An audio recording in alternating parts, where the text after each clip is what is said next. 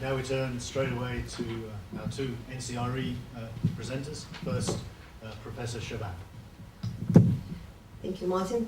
I'm also going to continue with the theme of the question mark on the screen is at the end of Normative Power Europe. And since Martin invited to reflect on the perspectives from your country, Serena is going to talk about one of my countries, and that's New Zealand, while I'm going to reflect on the phenomenon of Brexit through the eyes of Ukraine, because I am from Ukraine.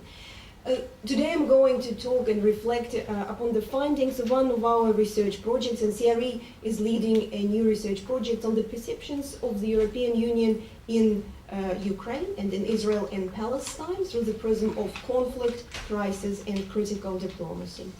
And one of the theoretical models which guides our investigation is an image theory. And image theory says that images and perceptions are complex constellations of meanings. It's about the perceived capability of an actor. It's about perceived threat and opportunity presented by that actor. And it's about the perceived culture of that actor. So, in Ukraine, after the collapse of the Soviet Union and before Maidan Revolution, relevant literature points to a whole set of very interesting perceptions. First of all, in terms of capabilities, the EU was perceived to be as very capable. Economy, politics, secured high standards of life for its citizens, successful regional integration project on a large scale. In terms of opportunities, again, relevant literature, and we're talking about public opinion studies, media studies, elite opinion studies, so the European Union is an opportunity for Ukraine. There was also acknowledgement of aid, development aid, of economic support. Of course, opinions were not also unanimous. We know there were regional differences, but the majority of Ukrainians saw the EU in terms of opportunity, not a threat. And finally, in terms of norms and values, Ukrainians, several large-scale public opinion surveys, they were talking about the European Union as a place where norms and values were respected. If you wish, El Dorado image, democracy, good governance, rule of law observed on high standards in comparison to the situation in Ukraine. And where was Ukraine seeing itself? It was seeing that it geographically and historically was a European state, but not yet economically, politically, and in normative terms. So for our project, we were predicting that the EU will be seen as a less capable actor due to multiple crises, but also, including Brexit, but also due to the fact that the EU didn't help to enforce peace in the east of the country. We were predicting the EU might be seen as a partner of lesser opportunities. Why? Well, the current Commission said the enlargement is not on its agenda. And our third prediction, third hypothesis, was the EU and political normative culture will be still seen as different and, if you wish, better because of Ukraine's in general situation with endemic corruption. So what did our research then show? I'm reflecting only on the findings of our first stage, which is how influential Ukrainian media frames the European Union after Maidan, after the annexation of Crimea, after the Dutch referendum. So our first prediction was only partially supported. What we found out that the European Union in 2015, when Brexit took place, or the leave vote took place, was definitely seeing the European Union as still capable and powerful in economic and trading terms. So there's this resilience of image of the European Union as a trading power, as an economic powerhouse.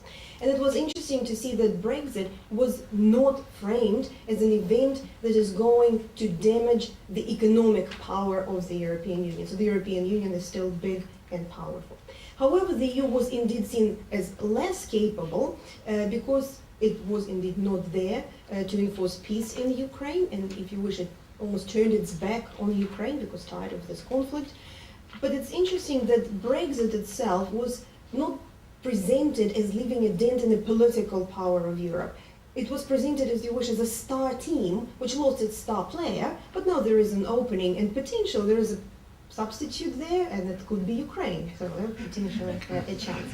Our second component was about opportunities and threats. What we again found out that it wasn't black and white.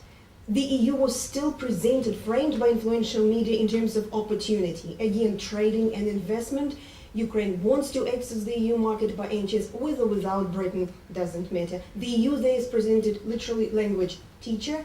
Ukraine is a student, it's doing its homework, it's presenting, it's reporting, it's learning from its own mistakes.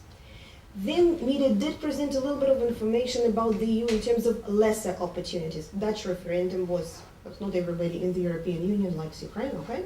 But there are also the migration crisis and lukewarm attitude towards the others, the migrants, the refugees. And here the negative profile of Brexit.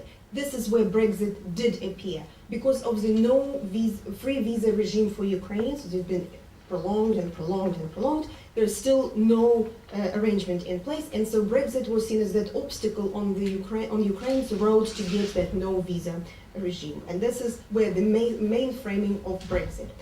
Brexit was also presented as a threat to Ukraine, and this threat is because, I'm quoting, "A weakened split Europe is the Kremlin's golden dream, and Brexit makes the EU focus on the situation inside the Union and close its eyes to everything that is beyond its borders."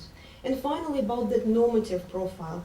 Indeed, the EU was still again seen as better than Ukraine, especially in terms of rule of law and democracy. This is where Ukraine feels it's underhitting. However, in terms of human rights, reporting projected the EU as an actor who violated human rights, one of its core values, in treating refugees.